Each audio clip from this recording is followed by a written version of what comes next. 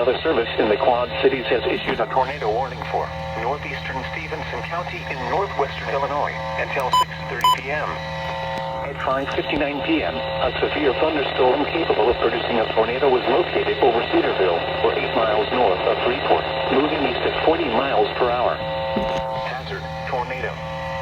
Source: radar indicated rotation. Impact: flying debris will be dangerous to those caught without shelter. Mobile homes will be damaged or destroyed. Damage to roofs, windows, and vehicles will occur. Tree damage is likely. This dangerous storm will be near Dakota around 6:10 p.m.